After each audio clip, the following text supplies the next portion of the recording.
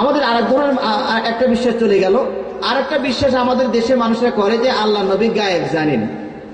কথা বলে না বলে না?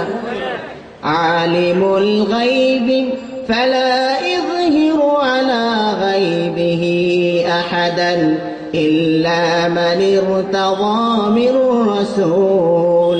আল্লাহ রাব্বুল আলামিন গায়েবের সব খবর রাখেন। আমাদের দেশে তো আল্লাহ রাসূল তো বলেই, এমনকি পীর সাহেবেরাও গায়েবের খবর রাখেন বলে মানুষ বিশ্বাস করে। নাউযুবিল্লাহি মিন যালিক। একমাত্র আল্লাহ ছাড়া গায়েব কেউ জানে না। যদি এই বিশ্বাস কেউ করে তাহলে তিনি শিরিক করলেন না করলেন না? কোরআন বলছে যে আলিমুল গায়বি ওয়াশ শাহাদা, আল্লাহ গায়েবের খবর জানেন, অন্য কোনো মানুষ হয় গায়েবের খবর জানে না। তারা কিছু দলিল দেয় যে আল্লাহ রাসূল সাল্লাল্লাহু আলাইহি ওয়াসাল্লাম বিভিন্ন গায়েব জানে, তার প্রমাণ তিনি অনেকগুলো ভবিষ্যৎবাণী করেছেন, সেগুলো বাস্তবায়ন হচ্ছে না হয় না? অনেকগুলো ভবিষ্যৎবাণী করেছেন, সেগুলো বাস্তবায়ন হচ্ছে না হয় না? ভবিষ্যৎবাণী বাস্তবায়ন হচ্ছে।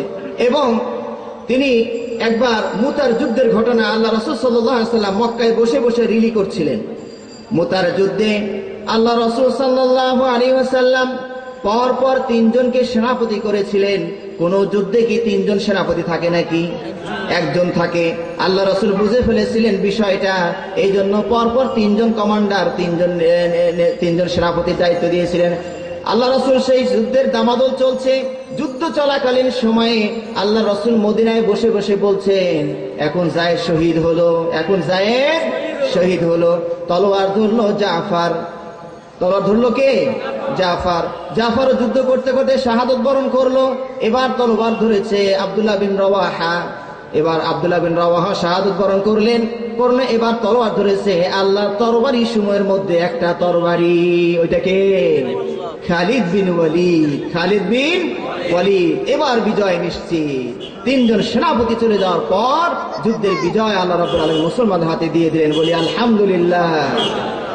আল্লাহ রাসূল এই সংবাদটা দিয়েছিলেন কোথায় বসে বসে? মদিনায় বসে বসে সংবাদ দিয়েছিলেন। তাহলে রাসূল গায়েব জানে না জানে না? দলিল দিলাম তাও তো হাঁক হয় না। তাতে বোঝা যায় যে রাসূল যেন গায়েব জানেন। কথাটাই কিনা বোঝা যাচ্ছে যে মদিনায় বসে বসে ওখানে কি ঘটলো সেটা বলে ফেললেন, তাহলে রাসূল গায়েব জানে না জানে না? আমরা বলবো যে না, রাসূল গায়েব জানে না, তবে আল্লাহ যেটুকু জানান সেইটুকু তিনি বলতে পারেন। পার্থক্য বুঝতে পেরেছেন? অনেকে বলে যে না, রাসূল নিজেই গায়েব জানেন, রাসূলের পর থেকে ওই ফোকাসের মাধ্যমে পীর সাহেবরাও এখন বলতে পারেন গায়েবের খবর। নাউযুবিল্লাহি মিন যালিক। গায়েবের খবর কেউ বলতে পারবে না আল্লাহ ছাড়া। আল্লাহ ছাড়া গায়েবের খবর কেউ জানে না। কথা বুঝতে পেরেছেন? আল্লাহ রাসূল সাল্লাল্লাহু আলাইহি ওয়াসাল্লাম যদি গায়েব জানতেন তাহলে তায়েফের ময়দানে যেতেন? তায়েফের ময়দানে আল্লাহ রাসূল কি আশা নিয়ে গিয়েছিলেন যে মক্কার বাসীরা আমার কথা শুনলো না, হয়তো বা তায়েফবাসী শুনতে পারে, তারা আমার দিনের দাওয়াত কবুল করতে পারে, এই আশাটুকু নিয়ে রাসূল তায়েফে গিয়েছিলেন কিনা?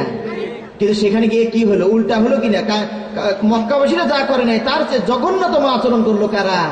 তায়েফবাসীরা। রাসূল যদি গায়েব জানতেন তাহলে কি তায়েফে যেতেন?